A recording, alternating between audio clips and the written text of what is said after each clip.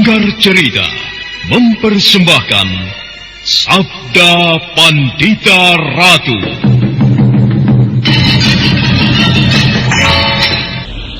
Cepat padamkan api itu. Ayo, siram dengan air. Ayo. Kau masih hidup, Le. Kau masih belum mati, Pandrawati. Kau masih hidup, Le. Ayo, kosongkan tempat ini. Jangan ada yang berada di dalam pendopo. Ayo, semuanya keluar. Berikan kesempatan kepada anak Mas Mariamun. Ayo, keluar. Kita keluar semuanya, keluar.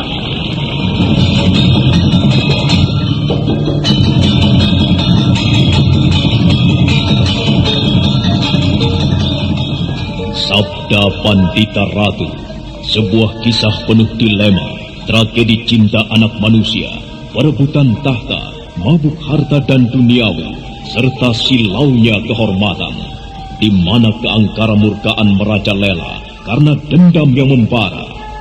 Kisah ini berlatar belakang berdirinya Singasari. Ken Arok, dialah pemuda yang merekuk pahit getirnya kehidupan. Namun sebenarnya, dialah yang harus melaksanakan sabda-sabdanya. Perjalanan sengsaranya adalah awal untuk meraih keberhasilan, untuk menuju kejayaannya di saat Singasari berdiri.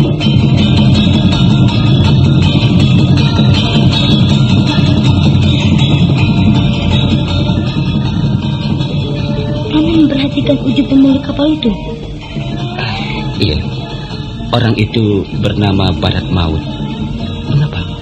Dari mana Paman bisa mengetahui namanya? Di antara anak buahnya ada yang menyebut nama itu. Mengapa dengan orang itu, Badrawati? Wajahnya seram, Paman. Matanya hilang sebelah. Ada bekas luka yang melintang di keningnya. Mata yang hilang itu tentu akibat perkelahian. Kemudian tangan kanannya putus, Paman. Tangan itu kemudian diberi kait, bukan? Iya. Ada bekas darah yang mengering pada kaitan itu, Paman. Tidakkah Paman memperhatikan hal itu? Darah yang mengering itu artinya orang itu tentu sering menggunakan kaitannya untuk melukai orang, Paman. Dan bahkan mungkin untuk membunuhnya.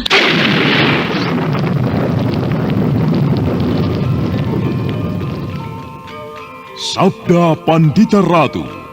Naskah ditulis oleh Pondra Swasti Langit, diolah oleh Agung Bahrodi, didukung oleh artis-artis terkemuka Ferry Fadli, Eli Ermawati, M. Abud, Ivone Rose, dan lain-lain. Teknik dan montase Ibing Arifin, dengan sutradara Dian Pertiwi. Sabda Pandita Ratu. Dalam episode ke-25 ini dengan judul Lidah Api Abadi.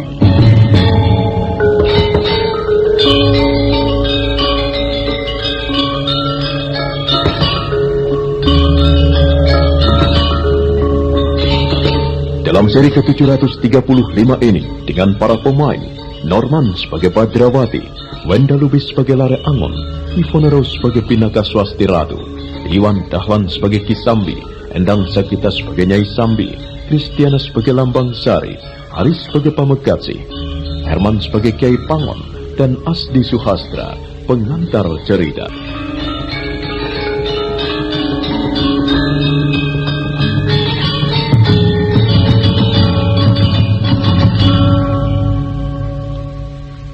Pamekatsih mempertajam pendengarannya.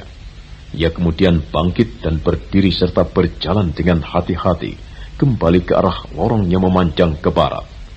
Pamekatsih yang telah ketempatan Raja Mata Durga itu melangkah dengan hati keruh dan sikap yang beringas. Niatnya telah bulat membuat jejak yang menjijikkan dalam pada itu.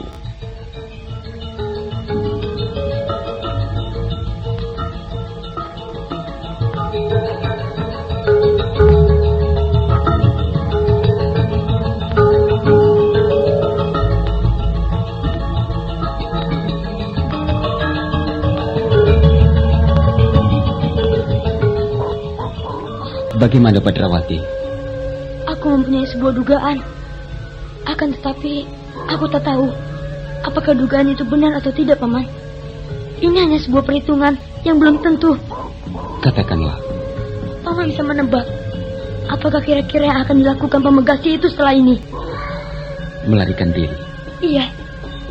Ia menyadari hal itu. Melarikan diri dari kita adalah hal yang sebaik-baiknya. Karena jika Pamegasi itu sampai berhasil kita temukan, ia tahu artinya sebuah bencana baginya. Lalu? Mari kita berpikir dengan menggunakan cara berpikirnya, Paman. Cobalah Paman menebaknya. Ya, aku kira ia akan melarikan diri sejauh-jauhnya. Itu salah satu kemungkinan, Paman. Namun, aku juga melihat kemungkinan yang lain. Kemungkinan apa, Badrawati? Saat ini ia merasa sakit hati. Ia sangat kecewa karena kegemarannya dihalang-halangi. Bukan sekedar kecewa, namun bahkan telah berubah menjadi dendam. Lalu? Kemungkinan yang paling masuk akal, tidak bisa tidak, adalah melanjutkan apa yang menjadi niatnya. Betul juga. Jika perhitungan ini benar, kita harus mampu menebak siapa kira-kira akan didatanginya. Anak-anak gadis Kiai Pangon. Tidak mungkin, Badrawati. Iya, itu sama halnya dengan kutuk Marani Sunduk, sama dengan mendekati bahaya. Tentu gadis yang akrab dengan Mangesti dan Sesanti itu. Tepat. Lambang Sari. Gadis yang itu bernama Lambang Sari, bukan? Iya, aku kira jika Pamegasi benar-benar akan melakukan hal itu, Lambang Sari itulah yang pasti akan didatanginya. Kau benar, Badrawati. Kita jebak dia. Cukup aku saja, Paman. Aku mencemaskan keadaan Bibi Pinaka. Aku persilahkan Paman kembali. Biar aku sendiri yang akan menunggu Pamegasi di pekarangan rumah gadis itu. Baiklah. Kita berpisah, Paman. Hup! Cerdik juga Badrawati. Isi kepalanya bukan lagi otak seorang bocah, akan tetapi cara berpikir cerdas orang yang telah matang dan mampu menghitung segala macam kemungkinan. Hup!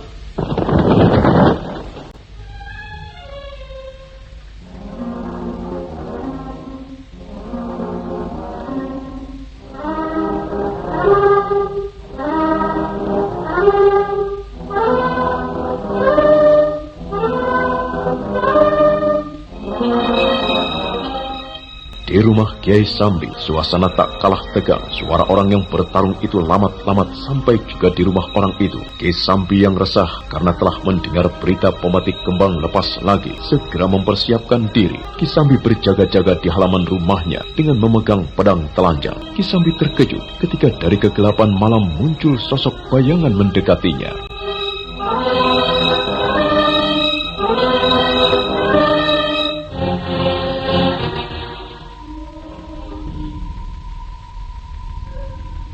Siapa kau? Aku, Kiai. Oh, rupanya kau anak Ger. Ada satu hal yang sangat penting yang akan aku bicarakan, Kiai. Iya. Namun, bolehkah kita membicarakannya di dalam rumah?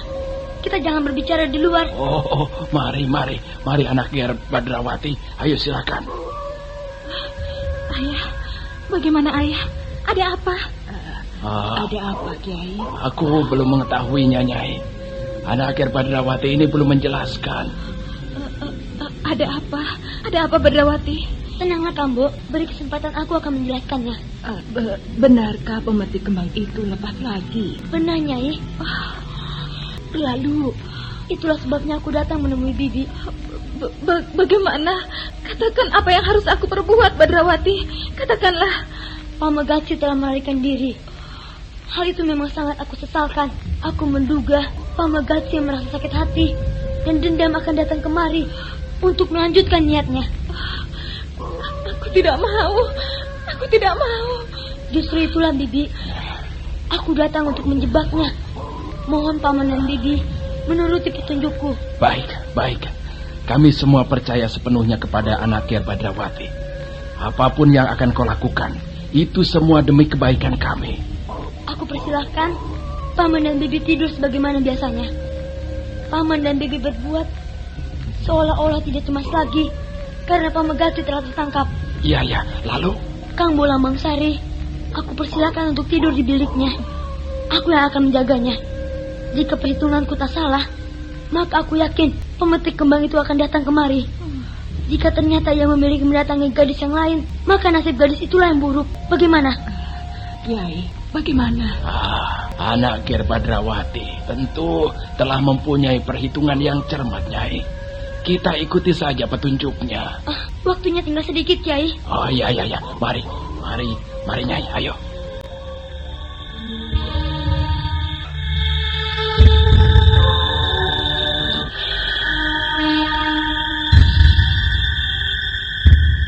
Ki Sambi dan Nyai Sambi menuruti petunjuk Badrawati. Keduanya berpura-pura tidur, namun justru karena menyadari adanya bahaya, jantung Ki Sambi dan istrinya bagaikan dipacu.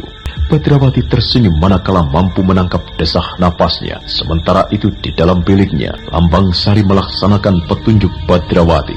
Lambang Sari tak kalah tegang pula.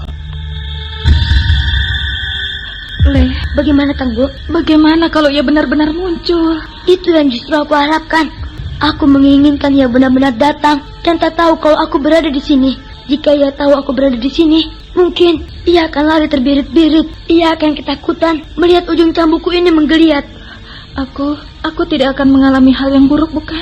Jika sampai pemegasi itu menyentuh kulit Kang Bo, maka sebagai penukarnya, aku akan meretakkan kepalanya. Jika ia sampai merontokkan sehelai saja rambut Kang Bo, maka aku akan memecahkan kepalanya. Retak kepala dan pecah kepala, sama-sama tidak menyenangkan, bukan? Tetapi... Sudahlah, jangan cemas, Bibi. Dan aku minta kita jangan berbicara lagi. Keparat itu mempunyai telinga yang amat tajam. Jika ia mendengar aku berada di sini, ia akan lari terbirit-birit. Silakan Bibi menenangkan diri. Aku akan berada di luar. Aku takut, Badrawati. Diamlah.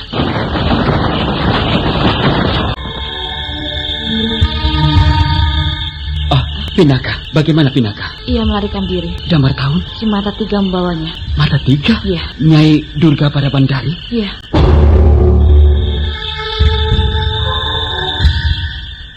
Durga pada Bandari? Ia muncul lagi? Kau kenapa? Tolong jaga aku. Aku akan menenangkan jantungku. Jantungku berlarian. Baik, akan aku lakukan.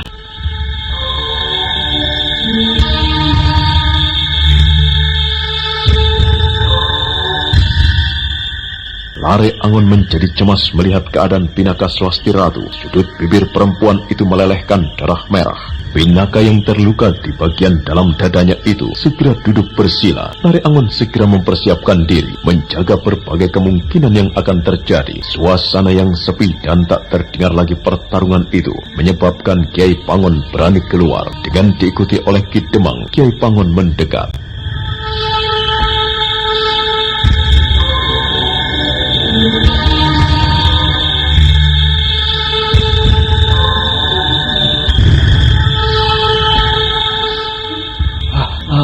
Bagaimana anak mas? Siapa dia? Perempuan ini membutuhkan waktu untuk menenangkan diri. Ia terluka, Paman. Dia itu siapa? Dia sahabatku, Paman. Lalu mereka yang berkelahi melawanmu itu siapa anak mas? Mereka kawan-kawan si rambut putih. Kedatangannya adalah untuk menyelamatkan si rambut putih itu, Paman.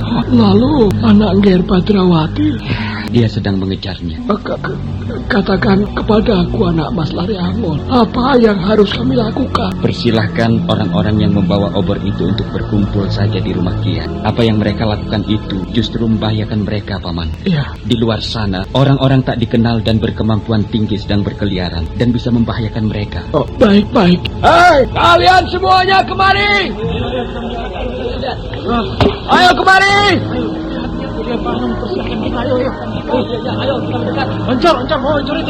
Keadaan masih berbahaya. Aku minta kalian semuanya masuk ke dalam pendopo rumahku. Orang-orang yang mengacau ketemangan kita itu semuanya berilmu tinggi. Ayo, masuk semua ke dalam pendopo.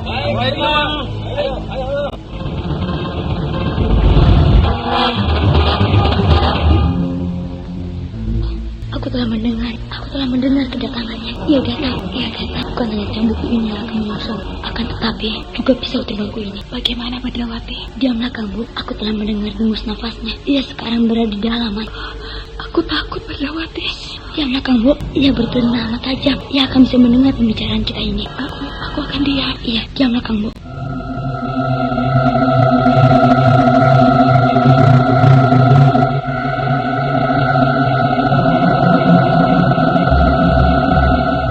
Badrawati segera mempersiapkan diri. Tangan kanan memegang pangkal cambuk, tangan kiri menggenggam sebuah pisau yang siap melesat menggapai korbannya. Badrawati mengeterapkan kemampuan anehnya, sebuah kemampuan yang bisa menyadap segenap suara yang ditimbulkan oleh dirinya sendiri. Itulah sebabnya Pamekatsi yang hinggap di sebuah dahan tidak menyadari kalau dirinya sedang diintai.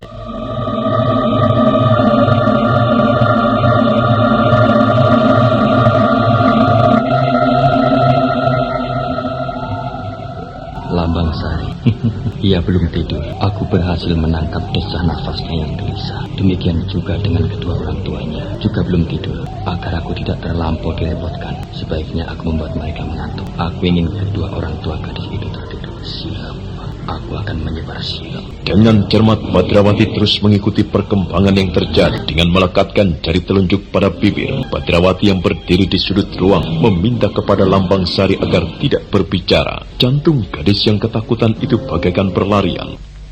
Badrawati memegang cambuknya semakin erat, sementara ujung pisau yang berada di tangan kirinya menyala kemerah-merahan. Ujung pisau yang akan siap melesat itu mulai membara.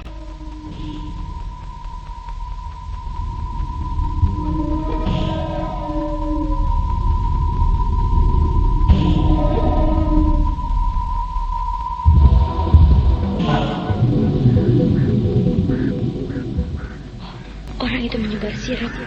Kekuatan yang membuat sasarannya mengantuk dan tidur itu nampaknya tidak ditujukan kepada kamu, Lambang Sari, akan tetapi lebih ditunjukkan kepada Kiai Sambi dan istrinya. Baik, aku tidak keberatan dengan ilmu sirap itu. Silahkan saja menggunakannya. Aku tak merasa keberatan. Kiai, Aku mengantuk sekali. Tiba-tiba saja mataku menjadi berat, Nyai. Mataku berat sekali. Untuk ini datangnya mendadak sekali.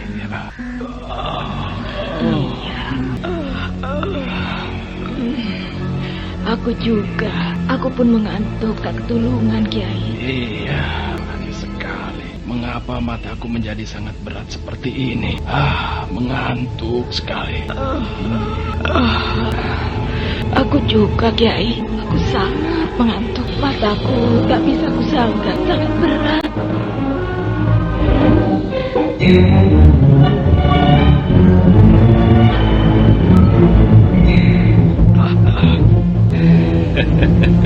Selamat tidur, Nyai dan Kiai Sambi. Tidurlah dengan nyenyak serta bermimpilah yang indah-indah. Ojo elok kelangan anakku akan beraya. Hop!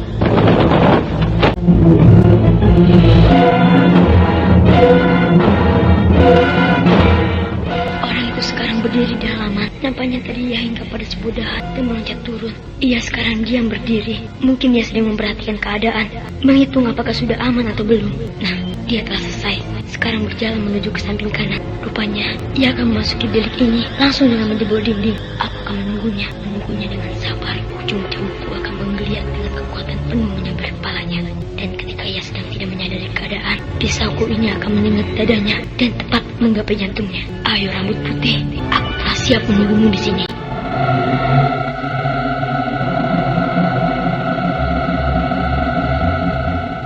Ia sekarang berada di luar dinding dan kembali diam. Ia tentu sedang memusatkan perhatian untuk menyadap segala macam suara. Jika ia berhasil mengetahui aku berada di dalam bilik ini, aku akan memujinya sebagai orang yang luar biasa. Ia masih diam. Menunggu apa lagi?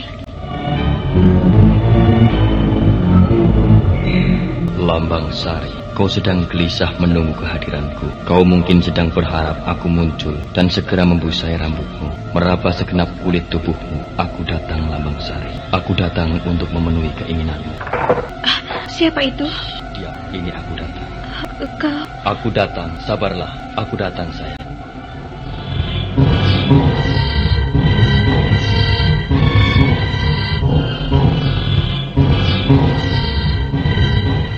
Hati Lambang Sari seperti akan rontok karenanya. Namun dari sudut, Badrawati memberi isyarat dengan menempelkan jemari telunjuknya ke mulut, meminta kepada gadis itu untuk tenang. Dinding kayu itu pun dengan mudah telah dibuka oleh Pamekatsi.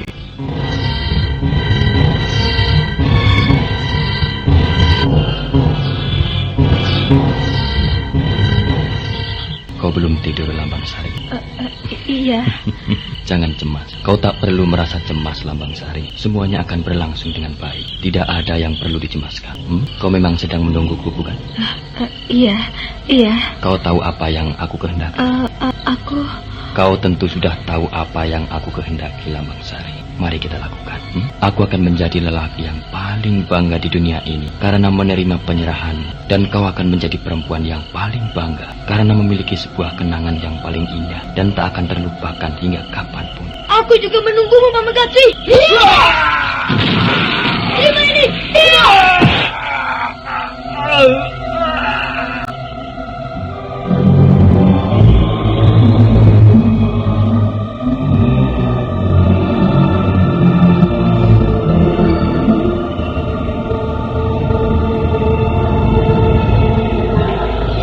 Badrawati yang benar-benar marah telah mengayunkan cambuknya dengan segenap kekuatan yang dimilikinya. Pamagati mencoba menghindar, tetapi geliat ujung cambuk itu mampu menggapai wajahnya. Pamagati yang masih belum sadar sepenuhnya terjengkang menjebol dinding dan terguling-guling. Pisau dari tangan kiri Badrawati dengan telak telah menyengat dada kanannya.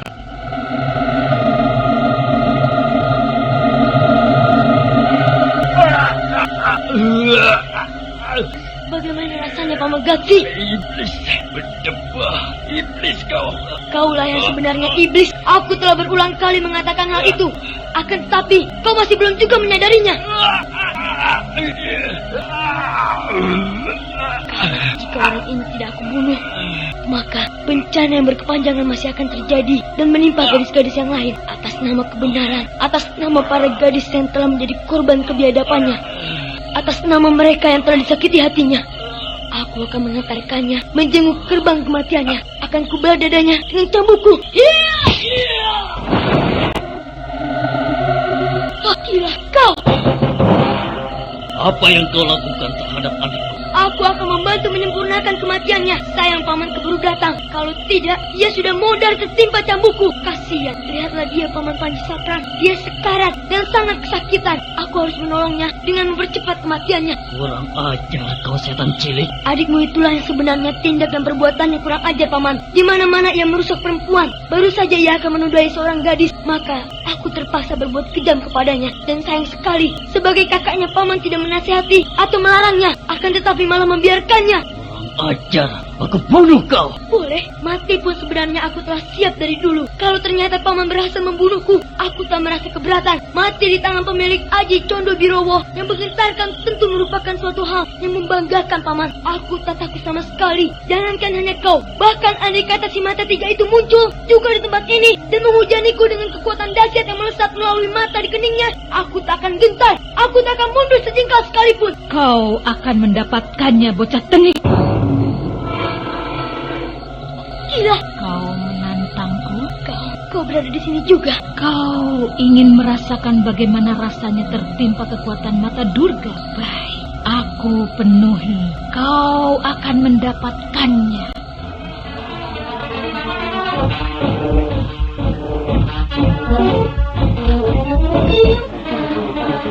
Badrawati menjadi amat gugup ketika dari kegelapan malam muncul seorang perempuan yang cukup dikenalnya. Perempuan itu adalah Durga Parabandari, titisan sang waragannya. Dengan langkah yang tenang, perempuan itu melangkah mendekati tubuh Pamagati yang tergeletak tak sadarkan diri. Dan dengan tatapan mata yang sirip, Uma Durga memandang Badrawati.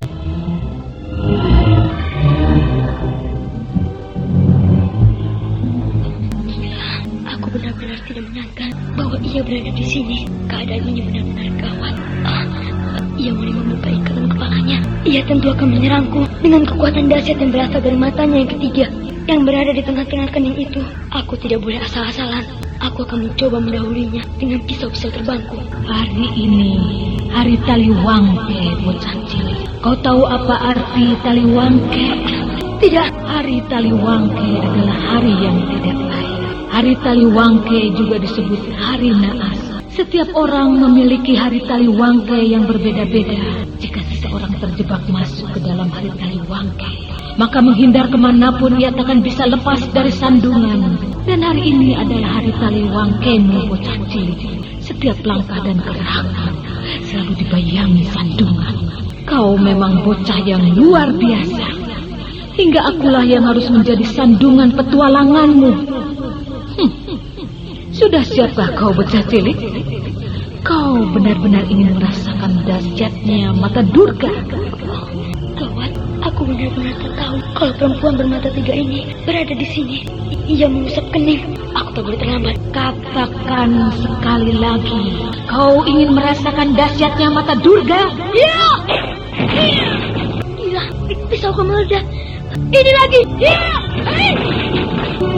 Usahaku sia-sia. Kedua pisau terbangku langsung meledak tersentuh garis pandangan matanya. Mana pisau terbangmu yang lain? Baru 2 yang kau coba. Mana yang ketiga dan keempat? Melarikan diri, menghindar. Apakah aku harus melarikan diri, meninggalkan tempat ini? Tidak mungkin. Jika itu aku lakukan, maka Kisambi dan keluarganya yang akan bernasib malang menerima kemarahannya. Apa boleh buat, aku harus menumpukan harapan pada ujung cambukku ini. Semoga ayunan cambukku mampu menyentuh mata aneh di keningnya itu. Kalau aku harus mati, apa boleh buat? Matilah kau di tanganku, bocah setan. Matanya mulai menyala. Aku harus menyerangnya.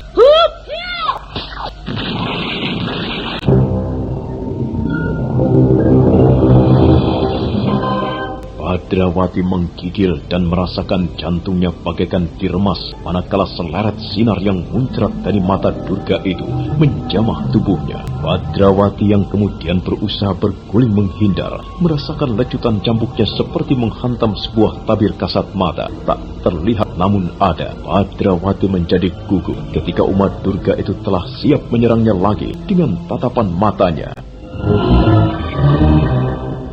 Hari ini Taliwangke mempunyai sakit. Ia akan menyerang lagi. Aku harus selalu berguling dan berguling menghindar. Jika kekuatannya yang muncrat dari tatapan matanya mampu mencapai tubuhku, dadaku akan retak.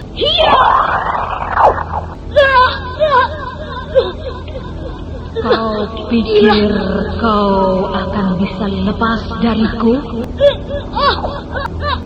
Matilah kau di tanganku.